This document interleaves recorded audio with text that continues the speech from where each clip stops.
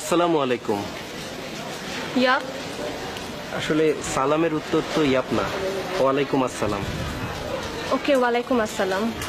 জি, আসলে আমি আপনার জন্য একটি বই এনেছিলাম, ইসলামের নারী অধিকার ও সংগ্রাম। বইটি অনেক ভালো, আপনি পড়ে দেখতে পারেন। ওকে, ইসলামের বই। আচ্ছা, তো দাম? আসলে আপনি চাইলে এটাকে গিফট হিসেবে নিতে পারেন, আর যদি আপনি ওভাবে নিতে না চান, কাইন্ডলি প্রাইসটা বলেন। এটা প্রাইসটা কত? 50 টাকা। ওকে, ঠিক আছে। আসসালামু আলাইকুম। সুপথে চালাও, মাফ করে দাও আল্লাহ, ও গো আল্লাহ, ক্ষমা করে দাও, মাফ করে দাও। আসসালামু আলাইকুম ভাই। চলেন আমরা একটু সালাত আদায় করে আসি।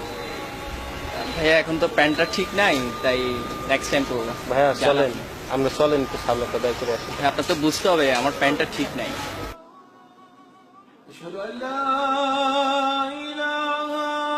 কত সুন্দর আজানের ধ্বনি শোনা যাচ্ছে। ভাইয়া চলে। আসলে ভাইয়া সময় নাই, একজন হিসেবে ওয়েট করতেছি। ভাইয়া 5 মিনিট লাগবে নামাজ পড়তে। ঠিক আছে ভাইয়া, বলছেন অবশ্যই করবো। আল্লাহর ঘরে ডাকছি। অবশ্যই করবো, একটু ইমার্জেন্সি হ্যাঁ, আমার চলেন কাজ ভাইয়া। আছে ভাইয়া। অবশ্যই অবশ্যই চলেন যাবো, আপনি ভাইয়া। বলছেন খুব ভালো লাগছে। যতদিনে জীবন বিনা বাজিবে, সুপথে চালাও মা। আজ আবার কি হলো জনাব সাইকেল?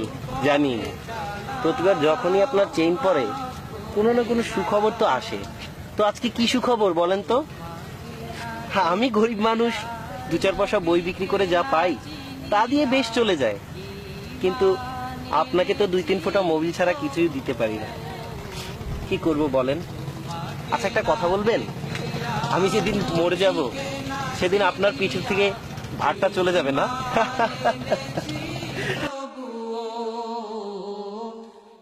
এই উসিলায় রহম দয়া বিলা,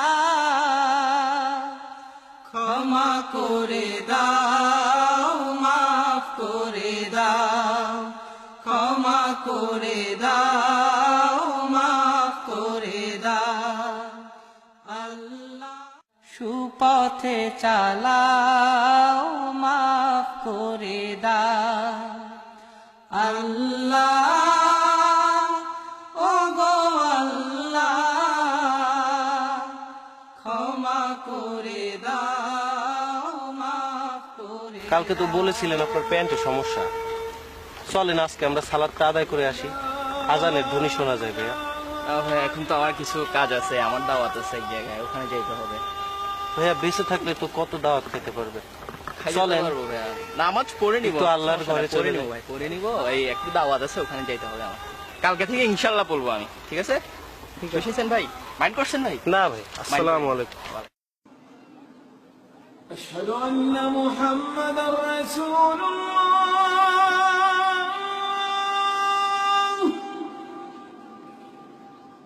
আব্দুর রহমান।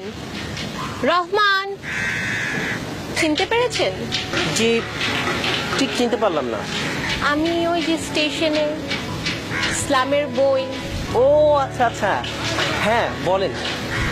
আপনাকে কিছু প্রশ্ন করার ছিল, যদি আপনার সময় হয়। আচ্ছা, ওই দিনের পর আমি আপনার অনেক খবর নিয়েছি, খবর নিয়ে জানতে পেরেছি আপনি অনেক সম্ভ্রান্ত পরিবারের একজন মানুষ, বুয়েটের স্টুডেন্ট ছিলেন। হঠাৎ আপনি এই প্রফেশন, বই বিক্রি করছেন। আসলে কি বলবো, বই বিক্রি করা আমার পেশা না। আমি সবাইকে বই উপহার দেই, তবে মাঝে মাঝে নিজের পকেট খরচের জন্য 2-4 পয়সা নেই, এই আর কি। সবাইকে নামাজের জন্য দাওয়াত দেই। আর সম্ভ্রান্ত পরিবারের ছেলে বলছেন, আমি হয়তো একটু সম্ভ্রান্ত পরিবারের ছেলে হতে পারি, কিন্তু শত চেষ্টা করেও আমি আমার পরিবারে থাকতে পারলাম না। জানেন, আমার পরিবারে আমার মা বাবা সবাই আছেন। প্রতিদিন আমি আমার মা বাবার খেদমত করে তারপরই বাসা থেকে বের হই। কিন্তু আমি বাসায় কখনোই খাই না, বাসার কিছুই পড়ি না, কারণ আমার বাবা মা তো বেনামাজি। আমি বেনামাজি রান্না খেতে পারবো না, তাদের সাথে একসাথে থাকা আমার পক্ষে সম্ভব না। তাই তাই থাকছি না তাদের সাথে, আর ইসলামের পথে নিজেকে বিলিয়ে দিচ্ছি, সবাইকে নামাজের জন্য দাওয়াত দিচ্ছি। এই তো চলে যাচ্ছে, বেশ ভালোই চলে যাচ্ছে।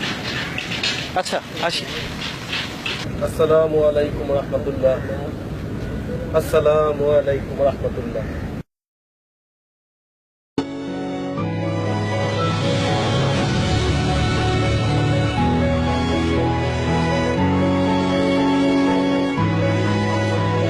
ভাই আমার অনেক বড় ভুল হয়ে গেছে ভাই, মাফ করে দিবেন ভাই।